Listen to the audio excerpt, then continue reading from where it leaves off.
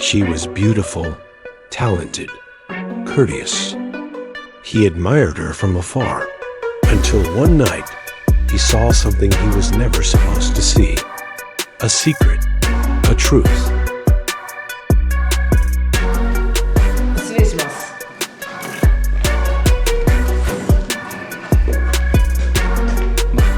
This is not just a story about office politics.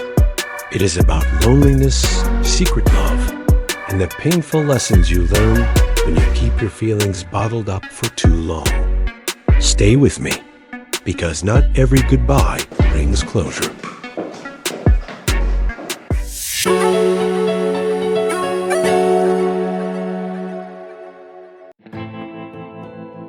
There's something about forbidden rumors in the workplace that you just can't ignore, even if you try. And that's exactly how David's story began. It was just an ordinary day in Japan. The office lights were as cold and pale as ever. Keyboards clattered in their usual rhythm, and the coffee machine seemed to hum louder than anyone's voice. Yet beneath the dull routine of this company's daily life, someone was about to change everything for David. David was new here, freshly recruited, eager, still a little awkward when bowing, still double-checking if he had formatted his emails correctly. He was the kind of man who chased after excellence with quiet ambition. No drama, no distractions. Or at least, that's what he thought. Until he met her. Her name was Imai. To say she stood out would be an understatement. It wasn't just because she was beautiful, though she was, in the kind of subtle, unassuming way that made others glance twice. It wasn't even because of her smile, the one that seemed warm enough to melt away the exhaustion from long, gray workdays. No, it was because she carried something that few people did anymore: dignity. She handled everything with elegance. A calm, professional woman who balanced reports, deadlines, and endless meetings with grace. David had admired people before, but never like this. There was something magnetic about her. But even someone like Imai wasn't free from the whispers of the office. Rumors floated like cigarette smoke through the corridors. Some said she was the director's mistress. That was how she secured her position, how she earned those rare, approving nods from management. David didn't want to believe it. He wasn't the type to listen to gossip, but still, something about those rumors stuck with him. Not because he believed them, but because he was curious. Curious about who she really was beneath the surface of polite emails and perfect posture. Imai had been assigned as his mentor. Lucky, right? Or maybe unlucky, depending on how you see it. She was kind, patient, quick to notice his mistakes, but never cruel in pointing them out. Whenever she leaned over to explain a detail, her scent of soft lavender filled the air between them. Innocent, familiar, disarming. What struck David most wasn't her beauty or even her skill. It was how little she seemed to let anything show. Not frustration, not exhaustion, not the faintest crack in the mask she wore each day. And that, somehow, only deepened the mystery. How does someone keep carrying themselves like this in a world that wears people down until they break? The more days passed, the more he wondered. Did she hear the rumors too? Did they hurt her? Did she care? David never asked. Instead, he watched from a quiet distance, the way she lingered a second too long, staring at her untouched lunch. The way her wedding ring sometimes slipped loose on her finger, as if even it was tired of holding on. The way she seemed to listen more intently to silence than to people. And yet, she smiled, every day, like nothing was wrong. That smile, it gave him a strange kind of motivation, like an unspoken challenge. If I can survive this world with my head held high, so can you.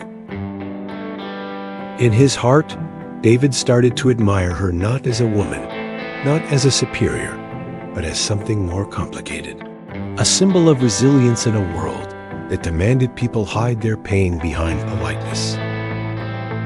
But admiration can be a dangerous thing, because the more you admire, the closer you want to be.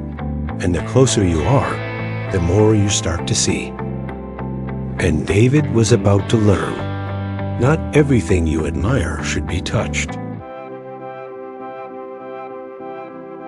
David didn't know when it began. Maybe it was the day she smiled at him in the elevator, just the two of them standing in silence, while the numbers blinked slowly overhead. Or maybe it was when she quietly slipped him a cup of hot coffee after a grueling deadline. Either way, something changed. What started as admiration quietly deepened into something else. Fascination, maybe. Or longing. He couldn't name it, and he wouldn't dare show it. But it grew all the same. He watched her more than he should have. Not in a way that felt invasive.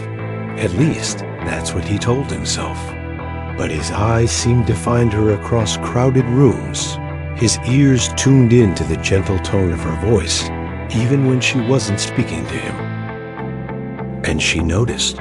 Of course, she noticed. Sometimes, when his gaze lingered too long, she met it with a small, knowing smile. Not flirtatious, not inviting, just understanding. As if she, too, knew what it was like to hold on to feelings you couldn't confess. Work carried on as usual.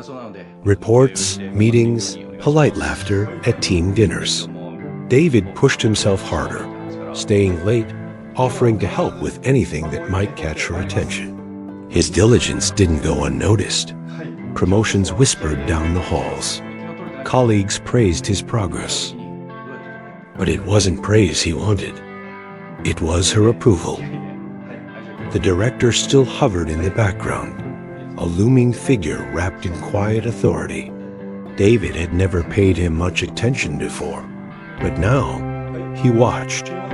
Every passing glance between Imai and the director made his stomach twist. Were the rumors true? Was she trapped? Was she complicit? Or were they both victims of this company's unspoken rules? He didn't know, and it ate away at him. Yet despite all his questions, Imai remained kind, gentle, encouraging. They exchanged small smiles during meetings. She left him notes of quiet praise. Good work on this, David-san. Keep going. And though the words were ordinary, they felt like something more. Eventually, their conversation stretched beyond work. How long have you been in Japan? Do you miss your family back home? What made you want to work here? They spoke in quiet corners, during coffee breaks, in moments stolen between responsibilities. It felt harmless, human, necessary. One day, after a particularly successful project presentation, something unexpected happened. I owe you dinner, a reward for your efforts. Imai said lightly, almost teasing. David tried to laugh it off. That's not necessary. But she insisted. Let me treat you. It's my responsibility.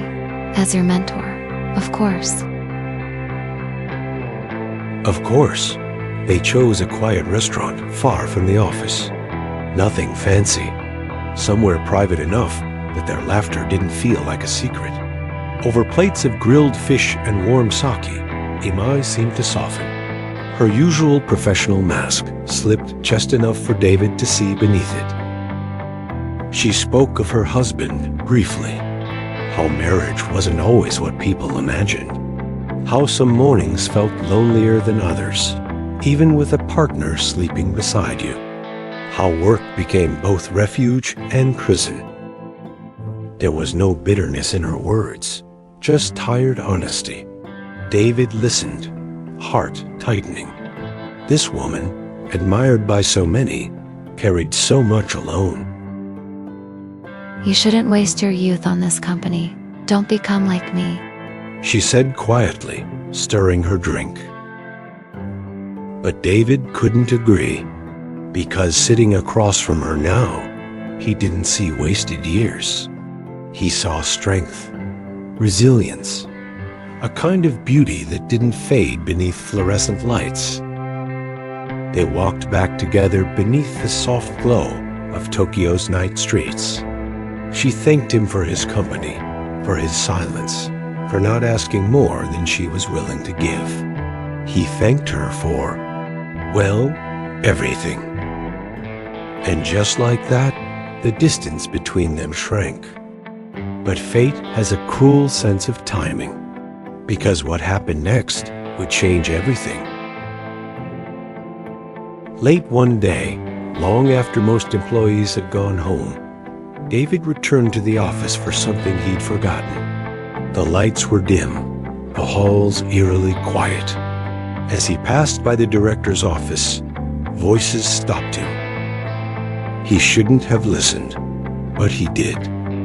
Through the slightly ajar door, he saw them, Imai and the director. Her expression wasn't soft now. It was strained. She stood still as the director leaned too close, his hand brushing her arm, causing David to clench his fists. Her eyes turned toward the door, as if silently begging for escape. And before he could stop himself, David stepped inside. Imai, he said, loud enough to break the moment. I need your help with something. The director straightened, annoyance flashing across his face. Imai exhaled, a tiny breath full of relief. Of course, let's go. She said, quickly stepping toward David, her hand brushing his sleeve in silent gratitude. They left together, no words spoken until they were safely down the hall. Thank you. You didn't see anything, did you? She said softly. David could only shake his head, not because he hadn't seen, but because he didn't know how to explain what he felt in that moment. Rage, pity, a fierce, stupid protectiveness. Their eyes met. For the first time, something unspoken hung between them, and neither of them dared name it. That day haunted David more than he wanted to admit.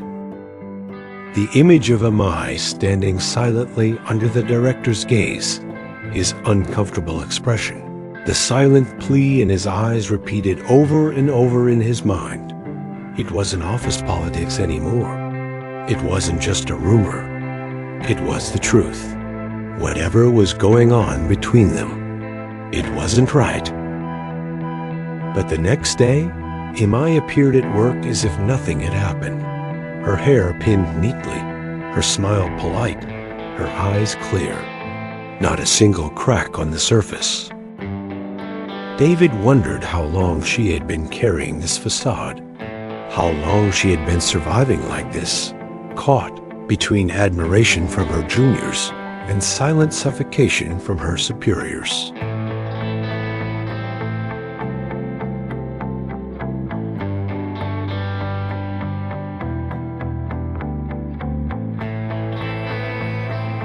今日の朝礼始めます。おはようございます。昨日はね、朝立てた目標みんなが達成してくれて非常に良かったと思います。 She didn't avoid him after that day. In fact, they seemed to grow closer, though neither of them acknowledged it aloud. It started with quiet glances across the office, small smiles shared in hallways, brief words exchanged by the copy machine. And then, one evening, she invited him out again. No excuses this time, no mention of work. Just, I'd like to see you outside of the office, David said, if that's all right.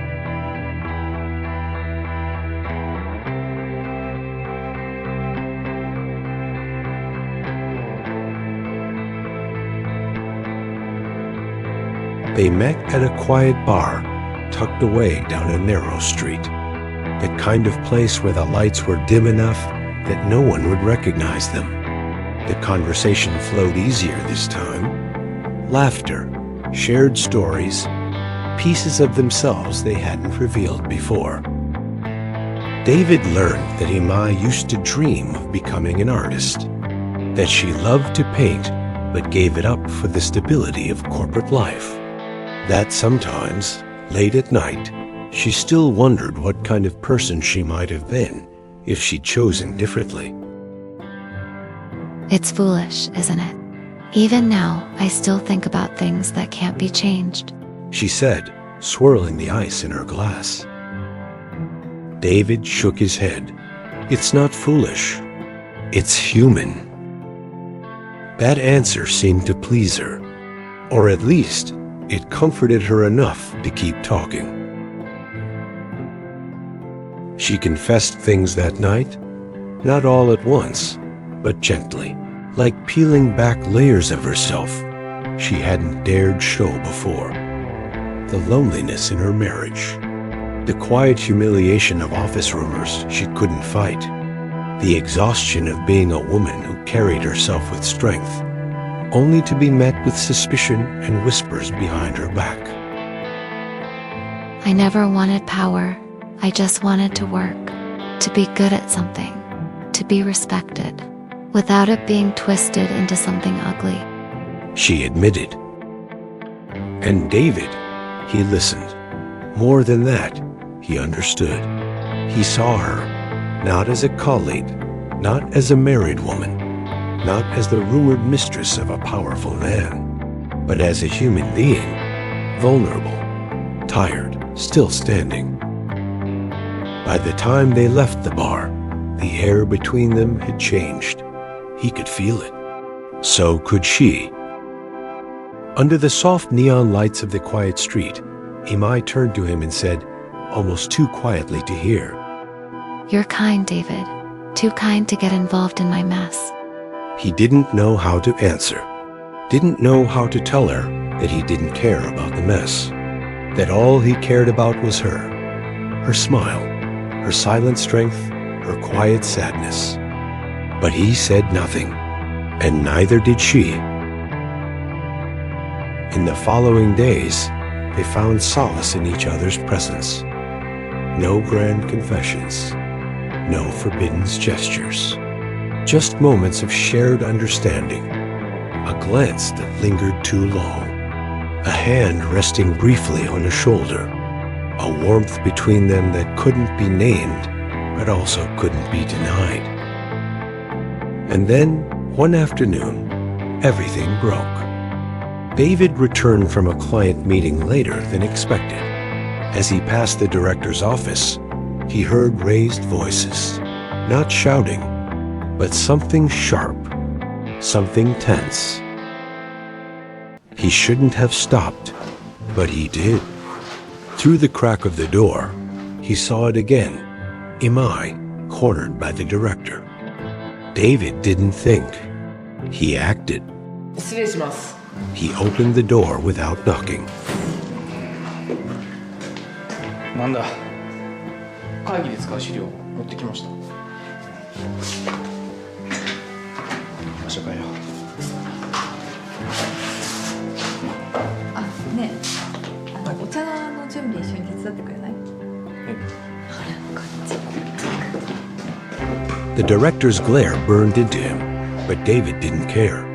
Imai pulled away, her expression unreadable, and followed David out without a word. Down the hall, out of sight, she exhaled a shaky breath. You shouldn't have done that, She said. I couldn't watch it happen again, he replied. Their eyes met. In that moment, everything unsaid between them felt painfully loud. For a long moment, she said nothing. Then, softly, thank you. But gratitude wasn't what he wanted. Not anymore. あ、大丈夫ですか？ That day, he stood in the middle of the office. David realized the truth he'd been avoiding. He was in love with her. Not with the idea of her, not with the admiration from afar, but with the woman herself. Flawed, strong, tired, brave. But love isn't always enough, and it certainly wasn't enough in a world like this.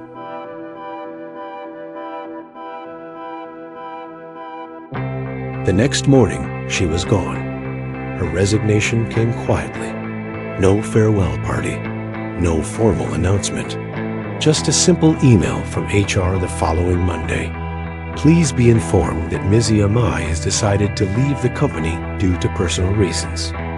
That was it. No explanation. No goodbyes.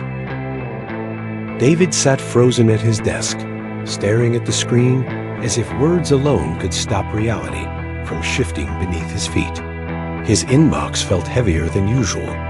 His coffee tasted colder. The office seemed emptier, even though nothing had physically changed. No one spoke about it. No one asked questions. Perhaps they already knew, or perhaps they didn't care. In a company like this, people disappeared all the time, quietly, without ripples. But for David, this was different, because for the first time since he started working there, he felt something like grief. He thought about their last conversation, the unspoken words that hung between them, the fragile warmth in her eyes, the quiet resignation in her smile. And now she was gone. He never had the chance to tell her what he felt, never dared to say, "You're not a burden. You're not alone." Never found the courage to tell her that it wasn't pity he felt. It was love, something fragile, yes, but something true. And yet, perhaps she already knew. Perhaps that was why she chose to leave before either of them made a mistake they couldn't undo. Days turned into weeks. David went to work, sat through meetings, typed reports, smiled when expected. But beneath it all, he carried her absence like a stone in his chest. Sometimes, when he passed by the empty seat where she used to sit, he imagined her there, that soft, knowing smile, those kind, tired eyes. And for a fleeting second, it felt like she had never left. But reality always caught up. The seat remained empty, and life moved on. He heard rumors, of course, that she left to save her marriage, that she finally stood up to the director, that she disappeared to escape the weight of everything. None of it mattered anymore, because the truth was simple. She was gone, and he had let her go without a fight. Sometimes, late at night, he wondered what might have happened if he had confessed. Would she have stayed? Would they have run away together, leaving behind the rumors, the office politics, the suffocating expectations? Or would it have ruined them both? He would never know, because life isn't a movie. It doesn't wait for confessions. It doesn't hand you perfect endings wrapped in ribbon. Sometimes the people who change us the most are the ones we have to watch walk away. But David didn't regret meeting her. If anything, he felt grateful, because through Imai, he learned something invaluable about quiet strength, about dignity, about carrying pain without letting it poison you. And most of all, about the kind of person he wanted to become. He poured himself into his work, not to forget her, not to numb the ache of what could have been, but to honor what she left behind in him, that silent challenge she had embodied from the very beginning. And so he did. Day by day, her smile still visited him sometimes, in fleeting moments. But he didn't chase it anymore. Because he understood now, some people aren't meant to stay. They're meant to remind you that you're stronger than you think. And somewhere out there, he hopes she finds herself again and has a better life than what was before. David never said goodbye, but in his heart, he quietly wished her well. And perhaps that was enough.